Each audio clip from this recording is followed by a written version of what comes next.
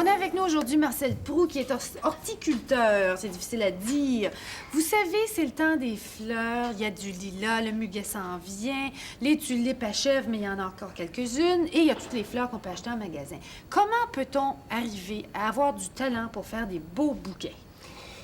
Bien, du talent, c'est d'abord une question de goût, c'est sûr, mais c'est d'abord aimer les fleurs puis vouloir en faire quelque chose. Alors, on s'y essaie, tout simplement.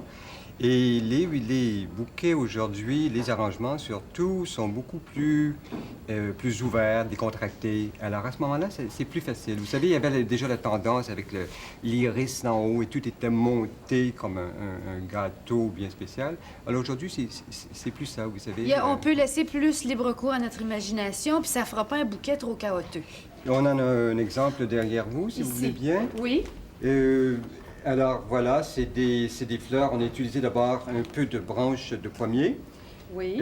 Pour donner une forme. On utilise quelques grosses fleurs, comme ici des lys, qui restent longtemps en fleurs. C'est aussi important, vous savez, si vous donnez la peine de faire tout un arrangement, que ce soit des fleurs qui puissent durer pendant quelques temps. Vous avez comme des étages dans celui-ci, là. C'est haut. Oui, puis on les groupe aussi. Alors, ça permet surtout aux gens qui sont moins expérimentés de se retrouver au lieu que ça soit tout mélangé. Et comme vous voyez, il y a peu de feuillage dans ce bouquet. On utilise des fleurs et souvent ce qu'on pourrait appeler des fleurs des champs, parce que comme la dentelle ici, ça pousse dans les champs, c'est importé. Ça, c'est un caspia que vous touchiez. Oui. Alors, on les utilise un peu comme feuillage, mais ce sont des fleurs, toutes celles-là. On utilise aussi quelques roses, parce que c'est toujours agréable. Et on peut mélanger facilement, parce que vous retrouvez ici des tulipes aussi.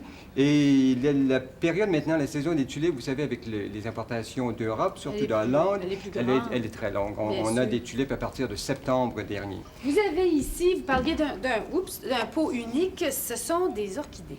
Ce sont des orchidées, et les orchidées, il faut bien le penser, elles deviennent de plus en plus populaires sur le marché. On va les trouver en plus grand nombre et de plus belles variétés encore. Celle-ci, c'est un phalaenopsis. C'est absolument magnifique. C'est mis dans un tout petit pot. C'est pour la fleur, c'est un unifleur. Alors, et de là, on ajoute quelques tiges, par exemple. Voyez-vous, encore là, c'est une tige de pommier. En fleurs, mais si ça avait été un peu plus tôt en saison, ça aurait été probablement une tige dégarnie complètement. Mais suivant les saisons, alors on peut utiliser des choses comme ça. On dirait que vous avez fait balancer par rapport au pot. C'est toujours important. C'est-à-dire que le pot, c'est de petits pots très pratiques qui sont bien balancés par eux-mêmes. Et on peut par la suite, avec les tiges, on peut le balancer. On remarque aussi qu'on voit moins le pot que la fleur dans ce cas-ci. Le pot est transparent. Bien, c'est important et j'aimerais peut-être mentionner un mot tout de suite. Vous savez, les pots, on devrait toujours les choisir intéressants, mais qu'ils ne ressortent pas trop. Plutôt invisibles. Oui, ils peuvent être plus clairs, mais on y reviendra. On reviendra tout à l'heure parce que vous avez mélangé pas seulement les couleurs, pas seulement les fleurs, mais les odeurs dans le pot que vous avez là. Bon, c'est le type de bouquet qui nous est fréquent, que moi j'adore en particulier. Ce bouquet peut être plus gros ou plus petit. Les fleurs encore varient selon un peu les saisons. Mais nous avons toujours dans ce bouquet de senteurs des roses, des frésias. Ici, en plus, il y a des pois de senteur, il y a des herbes fines, il y a des géraniums odorantes. Il y a aussi du lilas. Qui est en ce moment en fleurs et qu'on peut utiliser. Alors, et la verdure est toute en dessous presque. La verdure, ce sont tous des provenant de plantes qui sont aromatiques. Par exemple, si vous sentez ici, vous avez du thym, vous avez la santaline. C'est tout des parfums. Alors, tout est choisi dans un bouquet comme celui-là. Encore une fois, ça trempe dans l'eau. Et dans le verre, le pot est en verre ici. Oui, il pourrait être un ou l'autre. J'aime beaucoup parce qu'encore, c'est très léger, ça dégage beaucoup. Ce qui fait qu'on voit surtout le bouquet. Exactement. Encore une fois. Si vous voulez venir par ici, j'aimerais ça que vous nous montriez comment faire un bouquet à partir d'éléments qu'on a ici autour de la table. D'accord. J'aimerais d'abord vous parler de quelques points de base. Nous avons parlé un peu des vases. C'est très important parce que on ne peut pas avoir un vase et penser qu'on va pouvoir réussir ou recevoir des fleurs et utiliser toujours le même vase. Alors, avoir différents formats, ici je vais apporter seulement quelques-uns, mais ça nous permet à ce moment-là de choisir. Et les gens qui aiment les fleurs, habituellement, vont avoir dans leur garde-robe Ils vont avoir des vases où ils les laissent simplement sortir. On peut Celui-ci? même avoir un tout petit comme ça. Encore là, il y en a toute une gamme. Pour le Et muguet? pour le muguet, c'est un silané, par exemple. Et même si on l'utilise que quelques fois durant la saison, c'est pas grave. C'est parce que quand on l'utilise à bon escient, c'est-à-dire on a les fleurs appropriées, ça devient tellement C'est agréable de toujours l'avoir. beau, c'est Et- ça.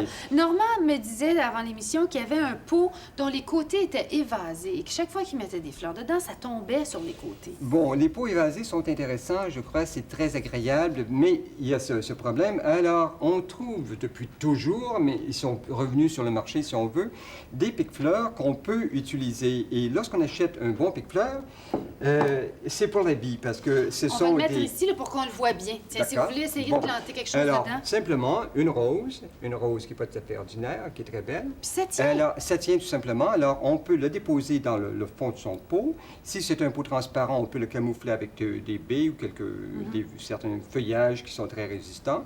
Mais on peut faire son arrangement comme on veut. Ça ici. Ça, c'est une façon. Maintenant, il y a aussi avec un oasis. Oui. Et c'est un oasis, un bloc d'oasis, si on veut, qu'on peut trouver chez les fleuristes. Si on plante la qui- fleur directement dedans? Les fleurs sont plantées, oui, sont plantées directement. Alors, Il faut prendre quelque chose d'un peu rigide, hein, j'imagine. On ne peut pas prendre une tulipe parce que ce serait plantable là-dedans. Ben oui. Faut faire Nous un avons... petit trou. Ça ici, c'est exactement la même base que l'arrangement derrière vous, si vous voulez. On le voit bien, là. Alors, avec l'oasis à l'intérieur. Il y a de l'eau, Et- c'est mouillé. Et c'est ça qui est Allez-y donc. important, parce qu'il faut vraiment le garder, ajouter de l'eau à tous les jours dans l'oasis pour garder son arrangement aussi longtemps que possible. Alors là, vous mettriez ça dedans. Allez-y donc, voir Oui. si ça rentre bien. Si Ça va tient rentrer, bien. mais ça va rentrer plus facilement si on peut Si on le déposer dépose, par- sur allez-y, la OK. table. D'accord? Oui. Alors, on y va avec les premiers éléments de base, si on veut. Est-ce qu'on met toujours Euh, les plus grandes branches? Bien, les c'est-à-dire grandes que c'est là fleurs qu'on en premier? fait son dessin, son design, Oui. si vous voulez. Alors, ça permet de là de créer tout de suite, vous savez, les lignes. On essaie, puis on recommence. Et c'est ça. Et surtout, avec l'Oasis, c'est très facile parce qu'on est toujours sûr que ça va réussir. Comme on disait tout à l'heure, on utilise une fleur qui a un peu d'importance. Il y a des couteaux qu'on peut trouver Des chez bons les petits fleuristes couteaux. On aussi, les vous coupe en savez. biseau, j'ai remarqué que ça On coupe toujours les fleurs en biseau. Maintenant, pour les conserver, qu'est-ce qu'on fait? Est-ce Bon. qu'on doit les recouper? Et alors, il y avait un monsieur qui me demandait tout à l'heure, parlez de ça, je vous en prie, parce que les gens sont toujours très Oh, intéressés. c'est triste quand Il on dit, perd lui une fleur. aussi est intéressé, je le comprends très bien. Alors, pour les préserver, les garder aussi longtemps que possible, si ils sont dans l'eau fraîche, on change, je vais prendre la dentelle, là. On change l'eau fréquemment, c'est-à-dire de préférence à tous les jours. De l'eau ou à tiède, tous les de l'eau 2 jours. froide, de l'eau Bien, voyez-vous, température de la pièce, l'eau plus chaude, parfois, c'est très important, par exemple, avec les roses, pour bien les faire boire lorsqu'on les achète. Mais après qu'elles ont bien bu, c'est plus aussi important. Alors, une eau de température de la pièce suffit. suffit. Et alors que si c'est avec des tulipes, il ne faudrait pas utiliser de l'eau chaude, parce que ça les fait ouvrir beaucoup trop vite, beaucoup trop rapidement. Ah bon, c'est bon à savoir, ça. Et encore là, voyez-vous, il y a peu de feuillage dans cet arrangement ici. C'est surtout des tiges qui sont de petites fleurs. Donc, il que- faut oser, Monsieur Proulx. Il faut avoir plusieurs pots et Et il faut, laisser aller notre et il imagination. faut aussi pas avoir peur. On coupe, vous savez, on y va. Puis, et dans ce cas-là, par exemple, la tige d'orchidée médium que vous avez en main, je voudrais vous en parler un mot parce que On ça a plus de temps. ça dure 3 semaines en fleurs. Ça ici? Alors, Donc, c'est ça un vaut beau la peine bouquet. d'en acheter pour mêler avec nos autres fleurs naturelles. Exactement. Merci, c'était très clair. Je vous remercie.